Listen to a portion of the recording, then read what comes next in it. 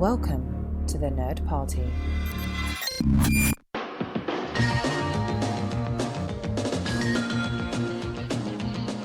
Welcome to Great Shot Kid, the film podcast on the Nerd Party Network that is dedicated to opening the wonderful flower that is everything from cinematography to script writing to film itself and its traditions. And I am one of your hosts, John. And I'm Mike. And this week, we have a special treat for you. We are going to be taking a look at our respective top lists of 2017. This isn't just going to be a top 10 countdown, nor a top 40, but it is going to be just the movies that struck our fancy. And I think just to lay sort of like that ground expectation right off the bat, and Mike, if you want to share people with like, you know, your criteria for putting together your best of. My best of 2017 includes movies that were released as long ago as 1953. Because when I consider a list of films that I liked best for the year, if it's new to me, it's I guess it's a red shirt freshman or something like that. So are your selections going to be strictly from 2017? Yeah, you know, I do this every year, and you know, I know that Lee and Matt did this on Filibuster a few weeks ago, and you know, Lee was like, "Hey, you want to come on and give your top 10?" And I was like, I still haven't seen all the movies I need to see. Like, I hadn't seen The Post yet. That was the big one. You know, I kind of needed to wait for that to come out. And usually I do this on my own website every year. So I was like, you know, I'm just gonna do it on my own. But, you know, I don't really have the opportunity to do it on my website this year. So I was like, okay, well, I missed out on Lee's thing. And I wouldn't have wanted to do it at that point in time anyway, because I really like to wait until I've seen everything that I feel like I need to see in order to properly make the list. And I hadn't done that at that point because The Post just came out last week here in Chicago. So, you know, here's our first chance, and figured might as well take advantage of it, right? Yeah, and the thing is, given the sort of, you know, the spirited conversations we have, I mean, you know, anybody that's listened to us here or over on Stage 9, they know that you and I, our film tastes can sometimes dovetail, as it were, and then sometimes we wildly diverge on our opinions of film. So I'm really interested to know where our divergences are, you know, our points of interest. Now, seeing as how I'm talking about stuff that's outside of the realm of 2017, I'm just going to go ahead and get it out of the way and say that the films from not 2017 that made my list were I saw for the first time as part of an exercise for Missing Frames, another show here on the network with Sean Eastridge. I saw the first two of the Before trilogy by Linklater, Before Sunrise and Before Sunset. I've fallen in love with them. They are two of my favorite films of all time. And I know they were released a while ago, but there you have it. They made the 2017 list for me. I saw, thanks to the founder of the Nerd Party Network, Tristan Riddell, I saw the director's cut of Kingdom of Heaven. And that, I think, is an absolute brilliant film. I was spellbound for the entire running time. And I saw Straight Outta Compton and The Wages of Fear, which is a classic black and white film. And I think that probably bores everybody because those aren't movies that came out in 2017. There are some others on there, and if we get to that, that's great. But, Mike, what was, when you're putting your list together, you mentioned you saw The Post. Did The Post live up to expectations? Did it make your list? Yeah, it cracked the top 10. You know, I would put it at number 10 on my list. You know, it just squeezed itself in there. It's kind of like classic Spielberg in a sense. If I had to compare it to a Spielberg movie, I'd say probably Bridge of Spies, to be honest. You know, it has that sort of quiet, you know, like but assuredness to it. You know, it's a great story, obviously, and I think that one of the things that I love about it, and one of the things that I love about Spielberg, is that everyone, you know, sees him as being this sort of like filmmaker who, you know, makes these massive, you know, kind of like sweeping epics in one way or another, whether it's Jurassic Park or Schindler's List. You know, I mean, he does it all, and occasionally he does make these like smaller movies, and like this is one which came together like super duper quick. And I just find it fascinating that there might be some filmmakers or some movies by, this filmmaker, which are in development for years and years and years, in which there's a tremendously long process in order to get it to the screen. And then he can turn around and put together this thing in a matter of months, and it ends up being one of the front runners for the Oscars. It ends up being one of the best movies of the year.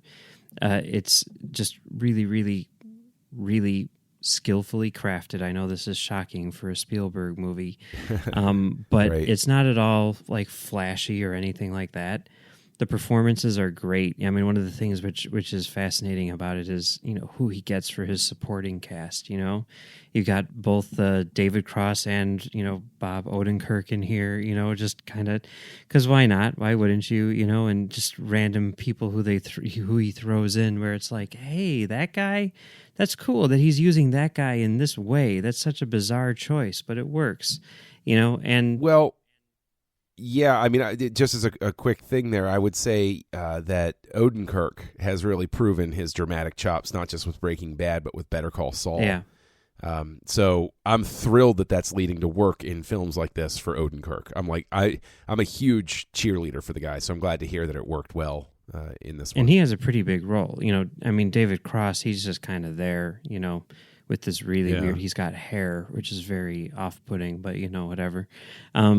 But Odenkirk is like sort of like one of the secondary, leads, I guess, and he's great in this. And I wasn't super familiar with the story, and it's fascinating. But yeah, really, really good. I definitely recommend it. So it cracked your top 10. Was there another movie that it deposed, or was the 10 slot open? And it was just ready and waiting for a movie to slide into it. Well, I've got a list. I've always got a list, and I'm modifying it and moving things around here and there. And I guess the movie which it knocked off of the top 10 would have been Wonder Woman. Oh wow! It cost Wonder Woman her slot. That's rough, man. Yeah, Wonder Woman's a great movie and everything, and it's got some really great moments. And I sort of like what it is in the grand scheme of things, but I also do think that it kind of falls into the stereotypical comic book movie ending, sort of situation. The big series of explosions. Yeah. Until the biggest explosion wraps up the climax. Yeah. No, exactly. That if I had any quibble with Wonder Woman, it would be that. It definitely is that. So I could understand that. Okay, so the post is, you're saying this is small scale Spielberg. This is, just something that shows that he's such a master at his craft that it is fairly, it's never effortless, and film is always the experience of a lot of people, but this is somebody who knows how to steer the ship, walking in and say, like, it's almost like a Ridley Scott type of thing. When they were interviewing him recently, and they were like, how can you do 2 movies a year? He's like, how can I not? I know what I'm doing. Yeah, it's almost like, okay, yeah, you can make a movie this quickly. Like, why would it take you so long to make a movie when you can do this in just a couple months? Right. So that's a big question for me, but I think it's very interesting that, what was, because with Bridge of Spies, I didn't see Bridge of Spies, but didn't he release like a big blockbustery sort of thing right around that time, like within 6 months or a year of that? It almost. I've got to think that the BFG was the thing. And then we have Ready Player One coming out after this. So he seems to just be releasing them in pairs, but it's small, intimate movie and then big, explosive blockbuster movie. Which seems like he's always done that. And he was going to do that here, too. He had that movie about the priest or something like that, or like the bishop, or I forget what it was, which he had, like, Mark Rylance was going to be in it and everything. And they were going to start shooting that. They were going to shoot that when they shot the post. But then he's like, okay, let me just squeeze the post in first because it's very, very timely and everything like that. So, just threw that in there, like that, which is cool that he can just kind of turn on a dime and make a Best Picture nominee whenever he wants. So. Well, I imagine you have to be of a Spielberg level to sort of command that sort of oomph to it. You know, Damien Chazelle is beloved and has created some great stuff, but I doubt that he has the swagger to walk into a studio and say, yeah, I need the money and we're going to do this. And they're going to be like, sure thing, Damien, we'll do that for you. Like, whereas with Spielberg, it's like, hey, Bob, I need a couple of $1 million so I can do the post. And, I think it's going to be pretty good. Yeah, sure thing, Steve. Here you go. Yeah, like that was something I just read a Paul Thomas Anderson interview where he was talking about Spielberg and about the idea of Spielberg being a guy who makes big studio movies. And Anderson was like, Spielberg is the most independent filmmaker on the planet because he can literally do anything he wants. Yeah. At any scale, any budget, anything. He can just walk in and say, I'm doing this, and someone will give him money and say, okay, So here's a question for you, right? Do you think that George Lucas would have continued making films and even Star Wars films if he had followed the Spielberg method and instead of being totally immersed in his world, had done something where he did something like a THX 1138 and then Episode 7, and then he went back and he did something that was like an experimental race movie that was completely wild and, race cars through lava or something, and then he came back and he did, almost, I guess you could almost say it's almost the Nolan method as well, where it's like, I do my Batman movie, and then I do the thing I want to do, and then I do my Batman movie, and then I do the thing I want to do, and then I do my Batman movie, and then I can do whatever I want to do. Do you think that would have extended Lucas's career? I think it would have extended his career, but I mean, it seems like he wasn't really interested in doing that because, I mean, he's one of those guys like Spielberg who could totally do that if he wanted to. Yeah. But he just chose not to, right? Well, I mean, the thing is, you can always make the argument that this is one of the things I love about him is that he said, well, here I have this medium that I know is going to make money no matter what I do, so I will do the crazy things that I want to do, but within it. And, and that's why, the prequels get more abstract as they go along. And with the Clone Wars, he can play with television and format and storytelling and all of that stuff. And so long as he puts the Star Wars label on it, it's going to make cash. And so, the beast can feed itself, as opposed to every so often Spielberg has, the egg on his face of, the BFG is a flop. And if he were at an earlier stage in his career, it costs him these opportunities, as opposed to... You know what I'm saying? It's one thing to have built up to the point where Spielberg can take a hit on BFG or the low expectations of Ready Player One and still get that authorization to do those sorts of things. You know? Yeah, I mean, he's definitely, he has a proven track record. I mean, the fact that he makes so many movies, some of them are going to be duds, but, I mean, when he has hits, they're big hits, Yeah, that's true. That's true. I don't know. I guess we shouldn't talk about. I'm just endlessly fixated on Ready Player One in a sense because it's like I'm obsessed with. It's like George Costanza on Seinfeld when he's obsessed with the woman that doesn't want to like him. Mm-hmm. It's not even a dating thing. He's just obsessed with her because she hates him, and he's like, I have to figure out why she hates me. I have that sort of thing going on. So, I'm interested because I don't have any specific order.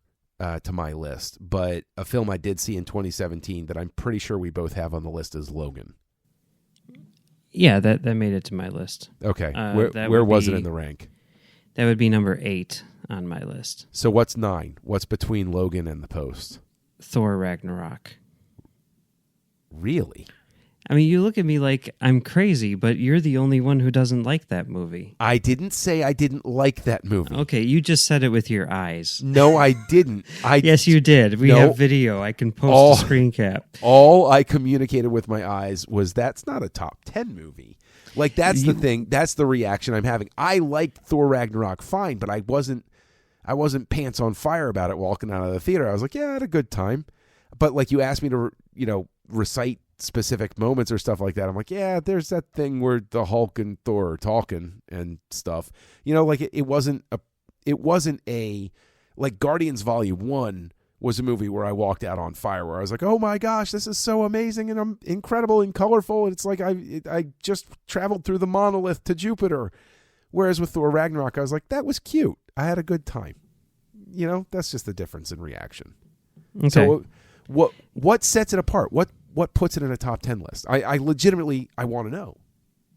I think the idea that it achieves all of the big, actiony, crazy, cool things that you expect from a Marvel movie, and yet at its heart, the sort of like in between moments, the things which make it, or break it, when it comes to these movies, the character moments are very sort of like rough-edged kind of indie improv crazy humor, which is sort of like juxtaposed against what you would kind of commonly think of when you're thinking of a Thor movie.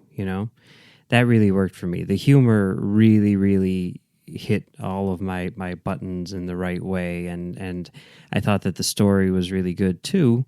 And as well as the action and everything, it was kind of the whole package, But it was like big action blockbuster with an indie edge. So, does Guardians Volume 2 make your top 10 list? No. Explain to me the fundamental difference between them. Why is Thor Ragnarok more successful? Because they're essentially the same template of what you're just saying. They have the small, intimate moments that feel fresh and improv, and they have the big action beats and set pieces and all of those sorts of things. What clicks for Ragnarok that didn't click for Guardians 2? I think the overall story is better in Ragnarok, and I also think that it's funnier, I guess those are the two things, And that's just where our two roads diverge in the wood, I guess. Okay. Because Guardians Volume 2, I adored. I walked out of the theater really it didn't make my quote unquote list, because in the end of it is, it's a really well made trifle, but it's, it is what it is and it owns what it is. But I would still put it above Thor Ragnarok in terms of like craft and execution. So I guess that's just me, but but we do agree on Logan. Yeah. And everything about that film. My big regret is not seeing Logan in the theater. Mm-hmm. I really regret that. Did you ever get a chance to see Noir in the theater? Yeah, I did. They showed it. They showed it a couple times. I missed it the first time around when they showed it at the ArcLight, but then I got to see it at the Music Box as part of like a late night screening thing that they did. And it was really cool seeing it, in the theater, seeing it in, sort of like a classic venue like that. And, the black and white version, I think, is definitely superior. It just looks amazing. Not that the original version had anything wrong with it, but this just sort of like makes it stand out and sort of gives it that, noirish edge to it, which I think is pretty cool. Now, do you think it just calls out the work of the cinematographer? Has he been nominated for anything by the ASC, or is there any talk about him being nominated for an Oscar? I don't believe he was nominated by the ASC, and because of that, he's probably not going to get nominated for an Oscar, because that's usually how, those things usually mirror each other. Right. And so, yeah, he's probably not, but I do think that he is worthy for sure. I mean, the black and white version looked great. Yeah, I didn't see it in black and white. I didn't get to see Logan until it was on home video release, because actually when I first moved down here, I was in the house alone and there was no television, no cable, and no internet. And so I trekked on down to Walmart and got an old computer and got the multi-format and watched Logan on a computer screen, because there was nothing else to do. And if you've got so you have the streaming version? Oh yeah, I have I have access to the Noir version, and I will see it. So you chose to watch the color version instead of the Noir version? Well, I figured first time seeing it, I was going to get as close to the theatrical experience as possible. All right. The Noir was always presented as the alternate version of it. So Yeah. I chose to watch it the way that I would have seen it in the movie theater. Okay, that's fair. Yeah, that's just me. Yeah. Okay. So we both have Logan. What's next on your list? Number 7 for me is Star Wars Episode 8: The Last Jedi. Not number 1? No. What? No. Come on. After the spirited discussions that we've had, that wasn't number 1? No, I mean, it was really great, but it wasn't number 1. No. Oh, okay. I was just curious. I didn't know. Yeah. I didn't know. I take it that didn't make your list? No, that didn't make my list. Okay. That didn't make my list. I was too busy keeping a spot on the list reserved for Baby Driver, actually. Oh, yes. Well, that's number 1 on my list. That's number 1? Yeah. All right. Excellent. Clearly the best movie of the year. I mean, nothing else really comes close in my mind. Well, maybe one other movie comes sort of close, but no. Baby Driver just completely blew me away. Yeah. Which is kind of hilarious because all of my friends love Edgar Wright and have since Shaun of the Dead, calling it one of the best movies ever made and everything. And I couldn't get away from all of these Edgar Wright fans who would just not shut up about him. Then Hot Fuzz comes out, and that's a masterpiece. And then Scott Pilgrim comes out, and that's a masterpiece. And then The World Ends comes out, and that's a masterpiece. And the whole time I'm just like, these movies are pretty good. You guys are crazy. You're a little over the top. These movies are pretty good. Then Baby Driver comes out, and I'm like, oh my God, you guys, this is the one. This is the one I've been waiting for. This is so good. Clearly his best movie, one of the best, car chase movies ever. Just one of the best movies ever. And then all of them are like, yeah, it was pretty good. I'm like, are you kidding, guys? What's wrong with you guys? Yeah. But it's awesome. I actually saw that film with podcaster extraordinaire Matthew Rushing. Oh, yeah? And he had a similar like I walked out of the theater. I was like, wow, that was so cool. I love that. That was so great. And his reaction was, no, I really liked it. And I was like, it was one of those things where it was I didn't understand why his enthusiasm wasn't matching mine, sort of thing. But I mean, I guess different strokes and everything like that. But I just thought, and the thing is that one of my favorite things about Baby Driver is the cute little jab at the Solo movie by having one of the potential leads wearing a jacket that looks like Han Solo's vest. Yeah. I thought that was that. Like I chuckled through the entire opening sequence internally because I was like, ha ha ha! I know what you're doing. So, it's just that opening sequence, that movie, that's how you start a movie, Yep. And I saw it at a theater, which was, just kind of a decent theater or whatever on opening night. And I was like, this movie's amazing. I have to go see it again. And then the next day they were showing it at my local Dolby cinema. And I'm like, okay, well, I have to go there and see it in Dolby. And I saw it there and I'm like, this is the most amazing, visual audio experience I've ever had. And I'm like, I have to go see it again tomorrow. And I saw that movie like 4 or 5 times. And I saw it, in Dolby. They brought it back, for a week in Dolby. I saw it then. And then they showed it in 35 millimeter at the Music Box again. I got to see it there. And it was just an amazing experience every single time. And now I can watch it from the comfort of my own home. I showed it to my family, my parents and my great aunt and all of them.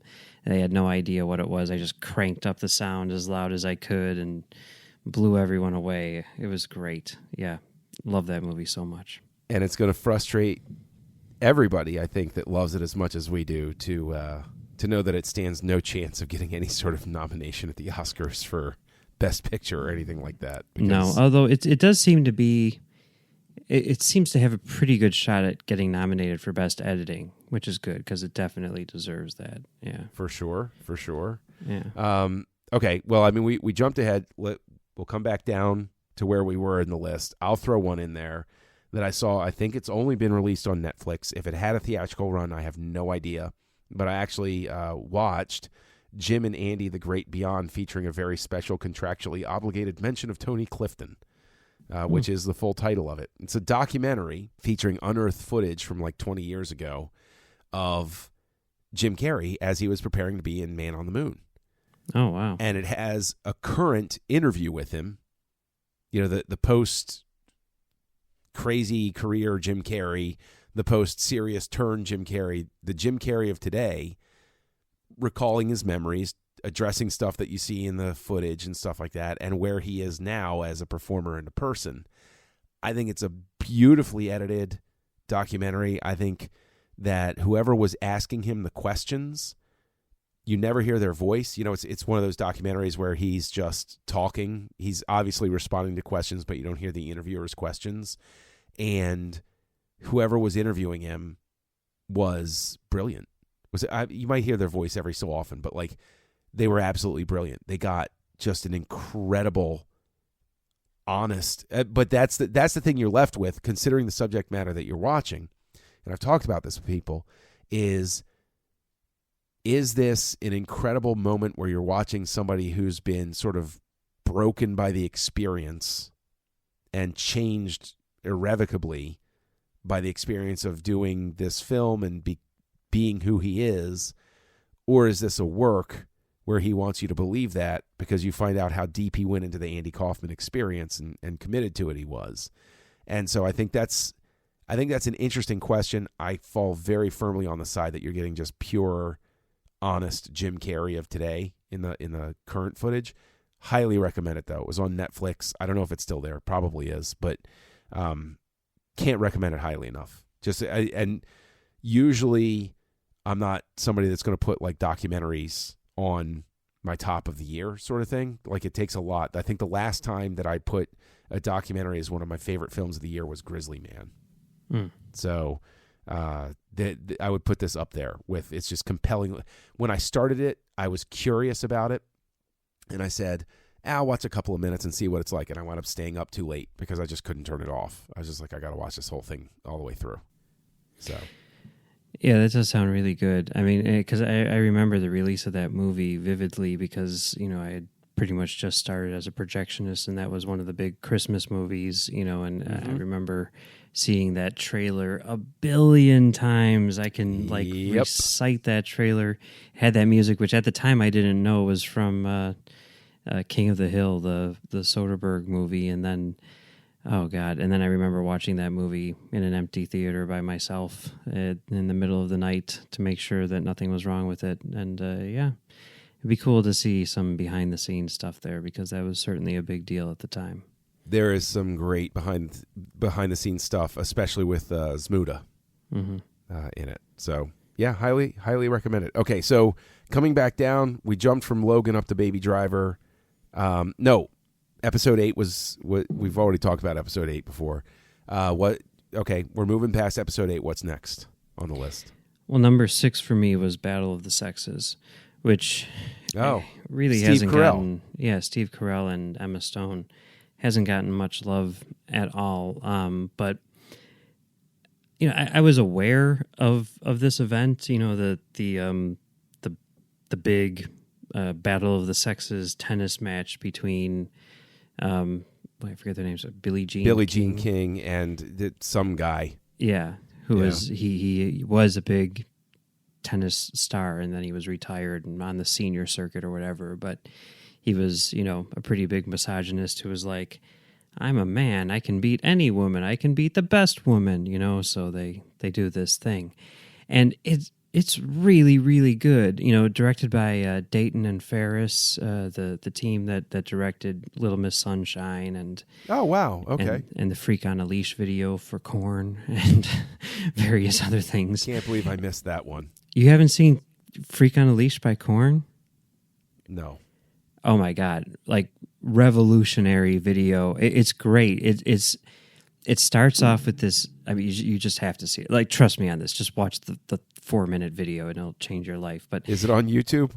Yeah, it's everywhere. You'll find it everywhere. Right. It starts off with this animation by Todd McFarlane, actually, because he did the cover for the thing, and it's like these like kids, like on a playground, and there's like this thing where like, I don't know what it was exactly, but the security guard or cop or something like that, is chasing them because he thinks that they're someone nefarious or whatever, and his gun accidentally goes off, right?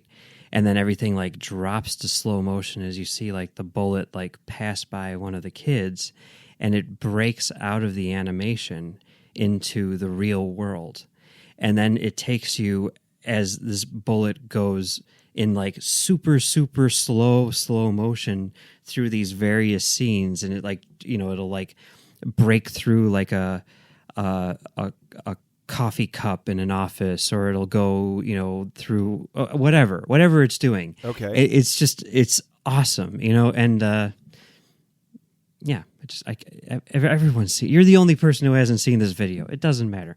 Anyway, I'm the only person. You're the only person. I guarantee you, everyone else has seen this video. So your parents, who you showed Baby Driver to, they've seen this video. I've almost certainly shown it to my mom. I think. Yeah. Okay. Probably. Yeah. All yeah. right. Well, there you go. Not sure about my dad, but I'm everyone pretty sure. else. I'm pretty sure my kids haven't seen it, so I'm sure that I'm one of 4 people that hasn't seen this video. Well, you should show it to them. It's good. Yeah, that's right up on the list. After we play Elmo's Adventures in Grouchland, Okay. I'll say, hey, no, we got a 4-minute video we're gonna watch. Gather around, kids. That's They what bleep out the swearing during the video, so you don't have to worry about it. That's an important thing. It's an important thing. It's a great song too. Anyway, regardless, these people, they directed that video, and they also directed Battle of the Sexes, and Battle of the Sexes, complete opposite of that, and that is just kind of like a very small character piece without a lot of flash. But I love sports movies, I love underdog stories, just like everyone else, and this is definitely that, and it also sort of like does a good job of sort of like capturing the climate of the time, in terms of what was going on socially and all that stuff. And it's really, really intriguing, and also, really funny at times, and just sort of like a great sports movie. So, yeah. Yeah, I remember seeing ads for it, and I figured that was definitely Oscar contention sort of material.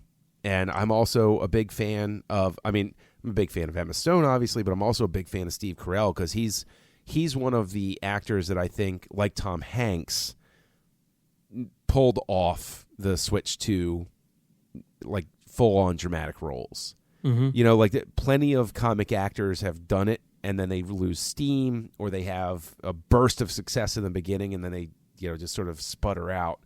Carell seems to be on that Hanks arc, where it's like he started out with that very respectable comedy background, and then he got his foot in the door with the serious stuff, and he's just worked at it, and he's built on it, and he's put on more and more. And so I'm a big fan of his. So I would like to see it at some point. So yeah, there's definitely funny things that he does in the movie, because the person who he was playing was kind of a funny guy, but it's definitely more of a dramatic role, and Sure. he's great in it. But Emma Stone is the real star of the movie. She's fantastic. For sure. I believe that. She is a really gifted actress. So yeah. I would be really, like Billie Jean King is somebody who's like just on the cusp of consciousness for me, Mm-hmm. because I'm not old enough to have like followed her career, but I'm old enough to be conscious of who she was. Like she was still a reference point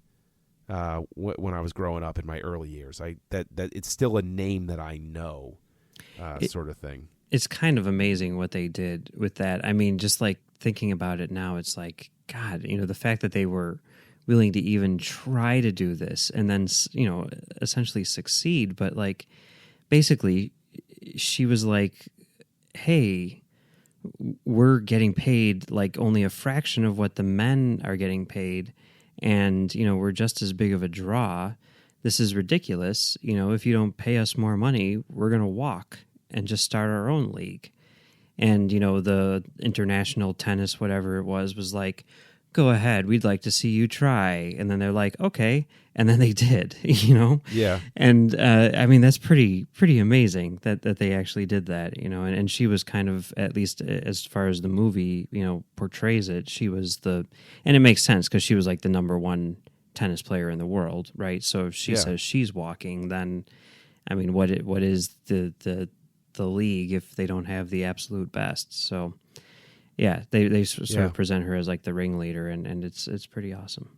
Yeah, that's cool. That's cool. That's very cool. Now, I think I could have a guess as to a movie that did not make your top list, but did make mine. And again, I'm not going in any specific order on my list, but The Greatest Showman. Yeah, I didn't see that movie. I have a very pronounced weakness for musical theater. For anybody listening that doesn't know, I studied theater. I was going to be an actor. I changed my mind. But I still have... musical theater is the one lasting, substantive, true contribution that the American theater scene has made to the world. It plays catch up in every other way, but musical theater is really... that's... it's like cheering on rock and roll. It's like, yeah, that's our art form. Yeah, we made that happen. And so I have a weakness for it to begin with, but I thought that it's just paced exactly right. It moves through. The music is incredible. Like I'm putting tonight before we recorded, I'm putting the kids to bed, and we always have time, wind down time, talk about our day and stuff like that. And I was singing music from the movie with the middle child who's already got the soundtrack memorized. And like it's on constant play for me and stuff like that. And I think that the music is so good that it masks what might be considered shortcomings in other circumstances, but it really is good enough. Like a movie is constantly a battle of give and take, right? Every so often you get something like Baby Driver, where it's just like everything, pardon, saying this in regards to a car movie, but everything fires on all cylinders and you just knock it out of the park. And I don't think that everything fires on all cylinders with Greatest Showman, but the music and the performances are there. And I mean, this is the type of movie where I'm going to buy it and I'm going to watch it every so often and stuff like that, because it's just more than anything, it's just a joyous celebration of what performance and theater are, which is just going out and entertaining people. And I think that, P.T. Barnum, somebody brought up Barnum wasn't necessarily a really good guy. Yeah. And my response was, well, Jim Morrison got a free pass. Ray Charles wasn't a great guy either, and neither was Jim Morrison, and neither, honestly, FDR had some drawbacks to him and stuff like that. But we don't blink about making movies about these people. So, is it a glamorized version of what really? Yeah, it sure is. But it makes no bones about that. It basically, you walk in and it's just like, this is just a show. So let's just enjoy it, and I'm all on board for it. So yeah, made my my top list for 2017. So yeah, I mean, I guess I'm not a big fan of the circus, so it's a tough sell for me. And I will say that as ridiculous as it is, when I saw From the Lyricists of La La Land, there was a part of me which was like, should I see that? But when you get into like this time of year when there's just, the massive dump of like, oh yeah, Oscar movies, and it's just like, and you're trying to see everything in order to make this list, that we're giving right now as soon as possible. It's just like, I don't have time, maybe if it came out in like February or something like that. But yeah. Yeah, I definitely think that I think they tried counter programming and it didn't work. Mm-hmm. I think it just got lost in the shuffle. But I can honestly say that everybody that I know personally who has seen it has been a fan of it. Okay. I haven't heard anybody be like, no, I didn't really care for that. Everybody's come out of it saying like, I had such a good time watching it. Success cool. for me. So what's next up on your list? Next on my list is Molly's Game. I want to see that so bad. It's so good. Yeah. I mean, I knew absolutely nothing about this person, going into it. She was a woman who was an Olympic hopeful in skiing who got injured and, moved to Hollywood, became an assistant for some producer who basically gave her the task of organizing his, weekly poker game for all of these Hollywood elite, all of these movie stars and everything. And she basically took what she learned from that and used it to start up her own game and, was extremely successful, but also got into trouble with the law. And this is kind of the story about that. It's basically a story about a person who is, given this sort of, option to, sell out the people who entrusted her, or, stand up for her beliefs and stand up, to the government and do what's right, and sort of like take a hit herself. And, sort of like the struggle that goes on with that. But it's great. I mean, everyone loves, poker movies, of course, whether it's Rounders or whatever. And this is just as good in terms of that. It also works really well as a sports movie, and everything. And Jessica Poker Chastain. As a sport? What? Poker as a sport? No, it was the skiing aspect. Okay. All right. I'll accept it. But Jessica Chastain is amazing as always. But this is, she takes it to another level here.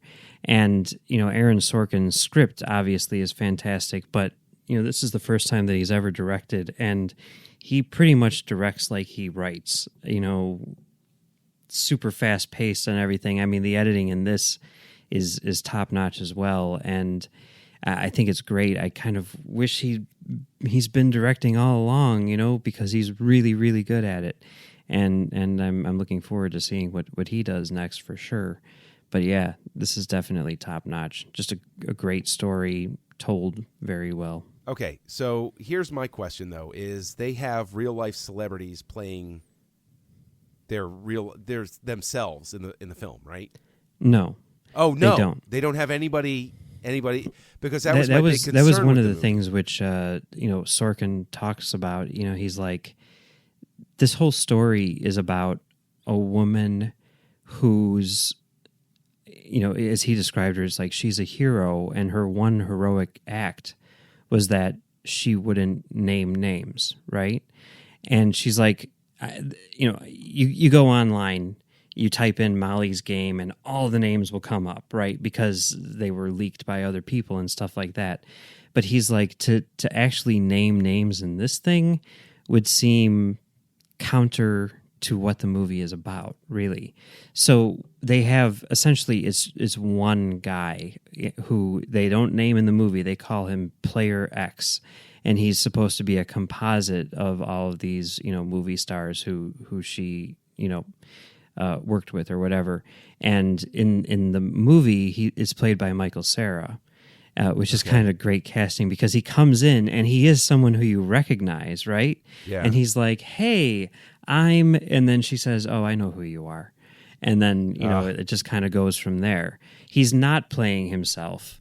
But he's playing a movie star. They got a movie star to play a movie star in a sense. So all right, okay. Yeah. See, because that was my big concern, was that there was going to be that sort of thing where it's like Jessica Chastain, the actor, is playing Molly, and then I'm going to see, Brad Pitt playing Brad Pitt. And whenever I see, it was like I was never big on The Sopranos, especially in the latter half. But I remember they had like a poker game thing on one of the episodes that I did watch the opening of, at least. And they had, just because they knew that it was going to get a reaction from the audience, they had David Lee Roth sitting in there. And I was like, oh, yeah. And then I thought about it for a second. I was like, darn it. I'm like, that just reminded me that this isn't real. That takes me out of the moment. So I'm glad this, why would I expect anything less from Sorkin than to know how to navigate, that sort of water? I guess. Yeah. So and also Idris Elba, who's kind of like the second lead in the movie. He's awesome too. So that's sort of a given with Elba. Yeah. I think he's just a phenomenal actor. But I'm curious, because we've been going through, and there's a film that I know that I have on my top 10 that I'm dying to know whether it made yours. Mm-hmm. Dunkirk. No. Thor Ragnarok and Last Jedi. Me. Yeah, here's the thing with Dunkirk, and I know that you're going to talk about how great it is. I don't want to step on you. Do you want me to talk about? Go on and say your thing, because there's nothing I can really add to the conversation. And even if I do, all people do is they look at me sideways and they say, Nolan fanboy. And I'm like, I can't come back from that. Because Well, no, I mean, it's going to get nominated for Best Picture and everything. I mean, this is like one of his most critically acclaimed movies. And maybe that was one of the things which, kind of, when it first came out, all the critics were like, this is Nolan's best to date and everything. And I don't think that it's bad at all, right? I think the way that they structured it is really, really interesting. I love the photography, the whole 70 millimeter and all that good stuff. But to me, this is like basically like an experiential thing, right? It's not really about what happened so much as how it happened. It was about what it was like to be there. It's not trying to give you like a history lesson. It's trying to say like, this is what it was like to be at Dunkirk, in a sense. Sure, right. And that's all well and good, but when I'm watching a Nolan movie, and maybe I've just been trained this way because of all of his other movies, I'm expecting something which is super duper incredibly dense, which has so many layers to it that every time I go back and watch this movie, I'm going to pull out so many things that it's almost like I'm watching this movie again for the first time. Okay. And, also be an experience, and super exciting and all that stuff. And I came out of the movie thinking like, that was cool, but that's it. Like I was, I'm usually leaving, Nolan movies thinking about them. And maybe I don't even like them as much as I do going back. I mean, like Inception is a clear case where I left the theater and I was like, that was really good. And then after thinking about it for days and days and days, I'm like, this is probably the best movie of the year. Whereas with this one, I was like, that was really good. And I've barely thought of it since, Okay. But what made you love it so much? The fact that I went back and I talked about this, wherever else, but like the first time I watched it, I had this weird, and there's another film on my list where I had a similar sort of experience where about halfway through, I was watching it and I said, this is one where I snuck out late at night by myself, family stayed at home, see the 70 millimeter. I was thrilled that a theater near me was actually showing it at 70 millimeter because I was just happy about that. And so I went down, and about halfway through the film, I had this weird out-of-body experience where I said, this is art. I'm experiencing art. And it was such a weird experience to experience art in a movie theater anymore that I had this whole thing where like there was like 5 minutes in the center of the film where I was like, I like this as much as I think I do? Because I don't know how to respond to art anymore. Like that's not, that's an overstatement for the sake of it. But like, it's one of those things where it's like what I'm watching is so incredible that I can't hardly handle it and process it. So then I did see it a second time, and the only showing I could get was large format Limax. But I went to it and I took my wife, and I loved it even more the second time. And I still marveled at it, and I thought, I understand what you're saying about the denseness that he has in his other films, like Interstellar. That's a film that I could watch again and again and again, and each time have a 6-hour conversation after it's over coffee, sort of thing. I can't do that same thing with Dunkirk, but what I can do is absolutely revel in what is communicated with minimal dialogue and just an expert, just use of editing and like everything about it, I think is just such a beautiful sort of, I think on a level, it's sort of the same thing that I've responded to always with Lucas, where it's like the way it's put together, the way that the art comes together just really works. And, I it's one of those things where I've just been nuts about it since I saw it. And I got to know, though, okay, so Dunkirk's not on there. Molly's Game. What comes after Molly's Game? We're working our way up the list here. After Molly's Game is I, Tonya. Oh, I haven't seen that, and I want to so bad. Yeah. I remember the whole Tanya Harding thing. I remember Me when too. that went down. Come on. Yeah, it's great. There's a great documentary that was part of that ESPN 30 for 30 series. Yeah. I think it's called like Going for the Gold or something like that. I definitely watch that if you haven't seen it. But this is, basically sort of the fictionalized version of that in a lot of ways, done in sort of a mockumentary style almost. I mean, where they have like interviews, quote unquote interviews with, sort of like the main characters and stuff. And it's really great because it's obviously like this very serious subject. I mean, it goes to some very, very dark places. Yeah. And yet, at the same time, it sort of is able to maintain this humor throughout. It's like super dark satire in a sense. But yeah, I don't know. That juxtaposition really, really works for me. You're I don't know. It seems like we used to get those all the time, with movies like To Die For and stuff like that. And we don't really get that so much anymore. I don't know what's up with that, but I love it.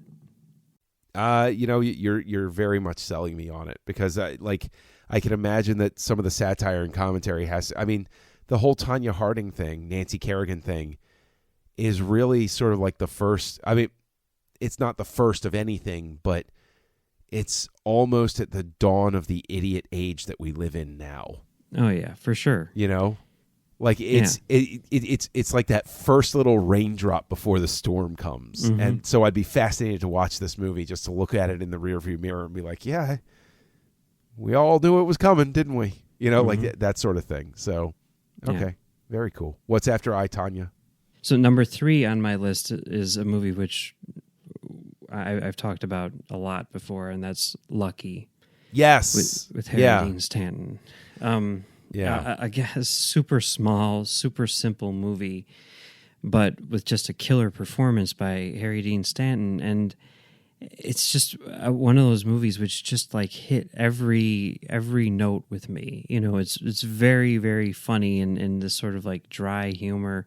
And the character of Lucky that Harry Dean Stanton plays, which is basically himself, is hilarious and very charming and just someone who you just want to hang out with, and just sort of this philosophical outlook on life from the perspective of this guy who's 90 years old and doesn't believe that there's anything coming next is really reassuring.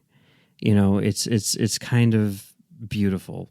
It's not kind of beautiful. It's very beautiful and touching and thought-provoking and funny and everything you want in a movie. And it's so simple. It's, like under an hour and a half.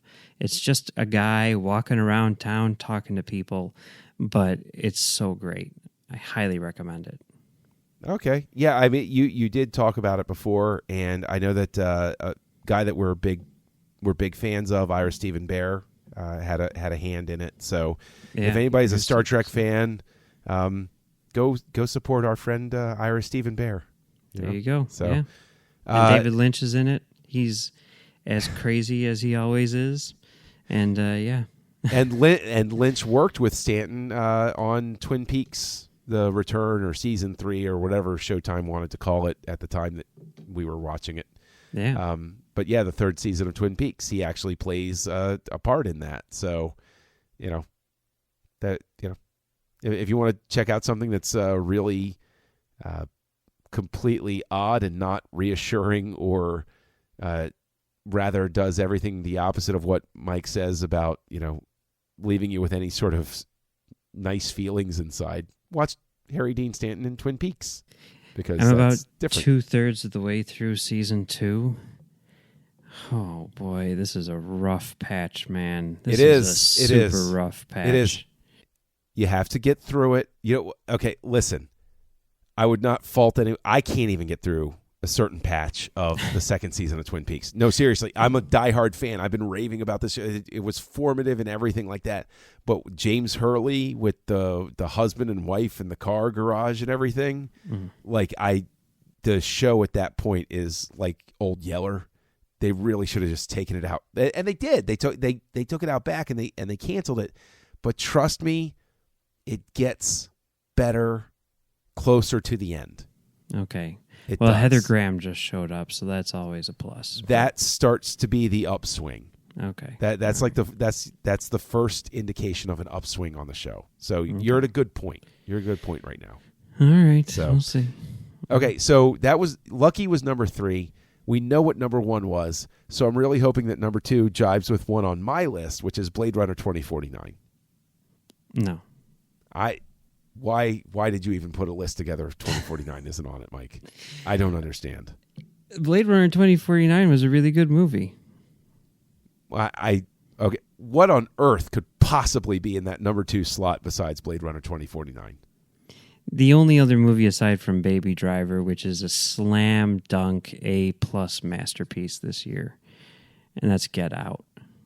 I haven't seen that yet still. Oh, God, and you're a horror fan, too. Yes, I know. I want to see it, and I keep saying to the missus, I'm like, hey, horror movie, let's you and me watch it. And she's too busy watching The Good Wife on Netflix. So I guess I probably need to jump on in and just watch Get Out and get it over with already. Yes.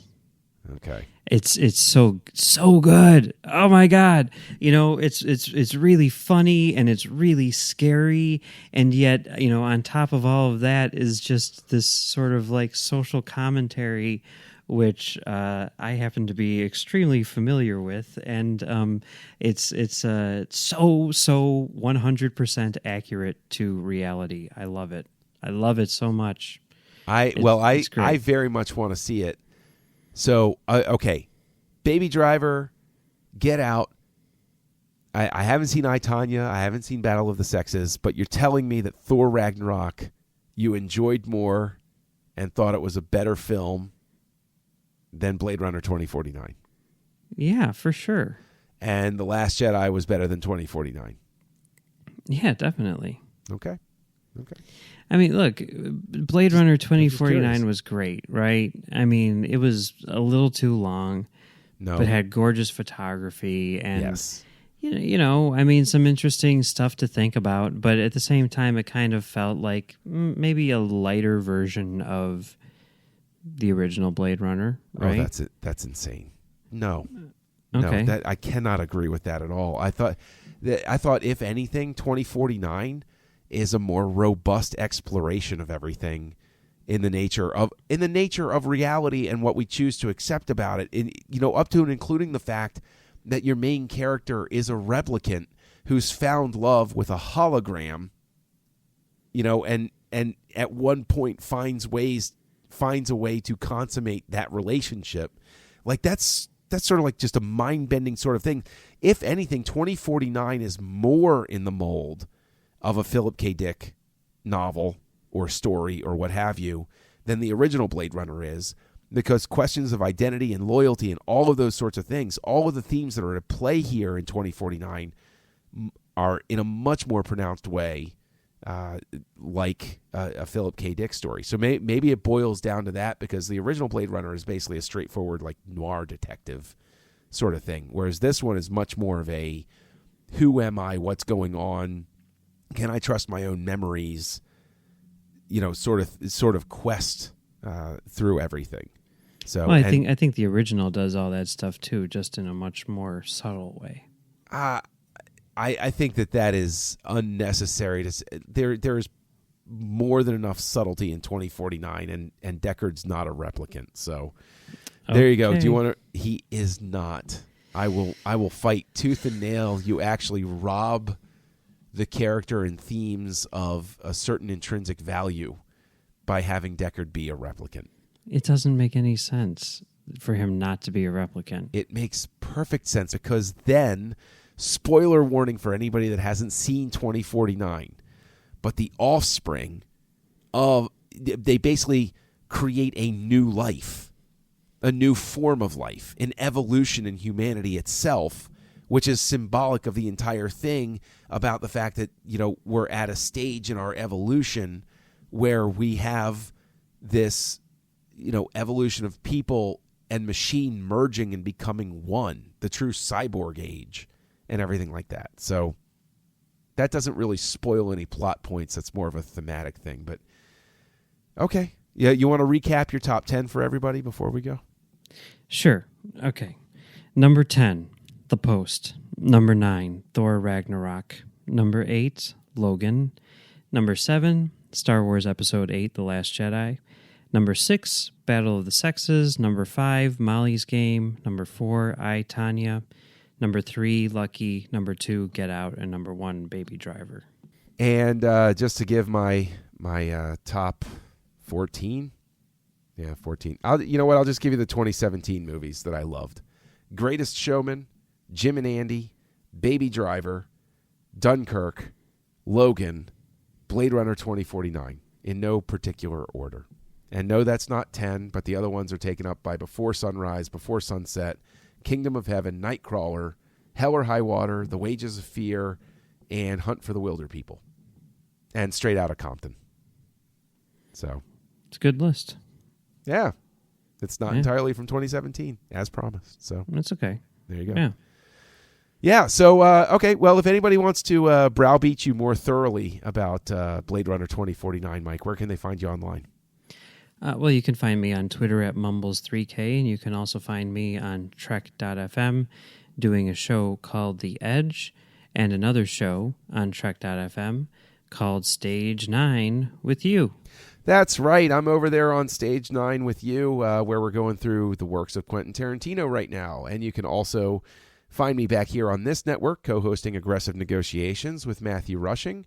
And out there in the ether, I am co-hosting Words with Nerds with my pal Craig.